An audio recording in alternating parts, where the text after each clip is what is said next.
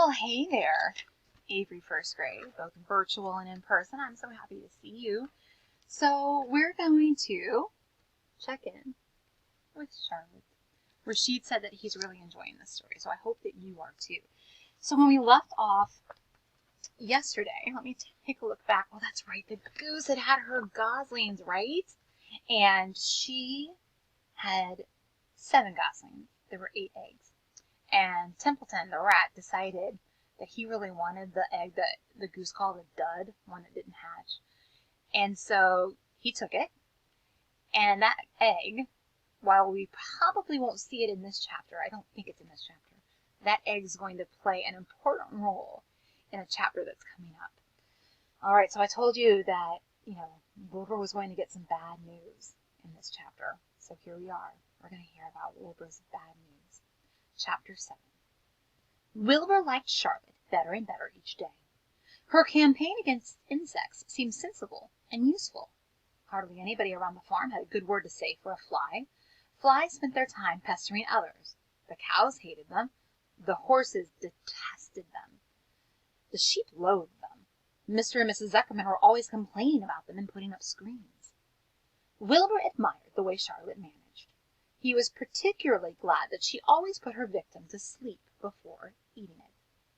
"It's real thoughtful of you to do that, Charlotte," he said. "Yes," she replied in her sweet musical voice. "I always give them an anesthetic so they won't feel pain. It's a little service I throw in." As the days went by, Wilbur grew and grew. He ate 3 big meals a day. He spent long hours lying on his side, half asleep, dreaming pleasant dreams. He enjoyed good health, and he gained a lot of weight. One afternoon, when Fern was sitting on her stool, the oldest sheep walked into the barn and stopped to pay a call on Wilbur. "Hello," she said. "Seems to me you're putting on weight." "Yes, I guess I am," replied Wilbur. "At my age it's a good idea to just keep on gaining." "Just the same, I don't envy you," said the old sheep. "You know why they're fattening you up, don't you?" "No," said Wilbur. "Well, I don't like to spread bad news," said the sheep. "But they're fattening you up because they're going to kill you. That's why." "They're going to what?" screamed Wilbur. Fern grew rigid on her stool. "Kill you. Turn you into smoked bacon and ham," continued the old sheep. "Almost all young pigs get murdered by the farmer as soon as the real cold weather sets in. There's a regular conspiracy around here to kill you at Christmas time. Everybody is in the plot. Lurvy, Zuckerman, even John Arable." "Mr. Arable?" sobbed Wilbur. "Fern's father?" "Certainly. When a pig is to be butchered, everybody helps. I'm an old sheep, and I see the same thing, same old business, year after year." "Stop!" screamed Wilbur. "I don't want to die. Somebody save me, somebody!" Fern was just about to jump up when a voice was heard. "Be quiet, Wilbur," said Charlotte, who had been listening to this awful conversation.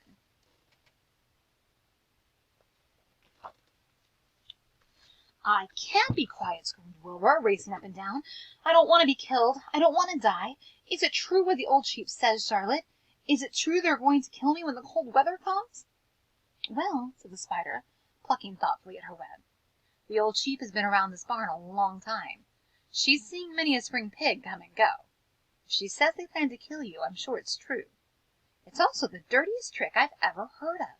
What people don't think of." Wilbur burst into tears. "I don't want to die," he moaned. "I want to stay alive right here in my comfortable manure pile with all my friends. I want to breathe the beautiful air and lie in the beautiful sun." "You're certainly making a beautiful noise," snapped the old sheep. "I don't want to die," screamed Wilbur, throwing himself to the ground. "You shall not die," said Charlotte briskly. "What? Really?" cried Wilbur. "Who's going to save me?" "I am," said Charlotte. "How?" asked Wilbur. "That remains to be seen. But I'm going to save you, and I want you to quiet down immediately. You're carrying on in a childish way. Stop your crying. I can't stand hysterics." So Wilbur got some pretty bad news. But he's got a friend who's determined to help him. So tomorrow we will read Chapter 8, A Talk at Home, and find out what's going on with Fern and the Arable family. Have a great day, guys.